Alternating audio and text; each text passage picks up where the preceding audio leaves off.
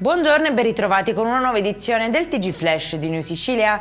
In apertura macabro ritrovamento a Trapani, dove un cadavere in avanzato stato di decomposizione è stato rinvenuto davanti al porto. Il corpo rimasto a lungo in acqua è al momento di difficile identificazione e non è ancora stato chiarito il sesso. Non si esclude possa trattarsi di un migrante, in corso i dovuti accertamenti.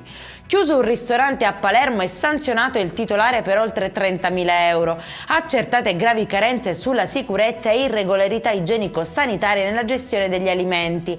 Oltre a questo è stato scoperto un sistema articolato di telecamere abusive per controllare da remoto i dipendenti in violazione delle norme su privacy e lavoro. Proseguono invece senza sosta le operazioni dopo la frana di Niscemi. Droni e squadre speciali monitorano il fronte per consentire agli sfollati di recuperare i beni essenziali.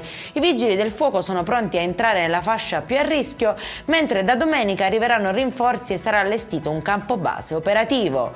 Sopralluogo del presidente Schifani a Siracusa dopo il passaggio del ciclone Harry. La regione ha già stanziato 95 milioni di euro e annuncia ulteriori misure straordinarie per sostenere comunità e imprese colpite. E in chiusura Sant'Agata è rientrata in cattedrale a conclusione del giro interno con un notevole ritardo sulla tabella di marcia. Catania così saluta la sua patrona, pronta però a riabbracciarla giovedì prossimo per l'8ª. Per questa edizione è tutto, prossimo appuntamento alle 19:30. Buona giornata.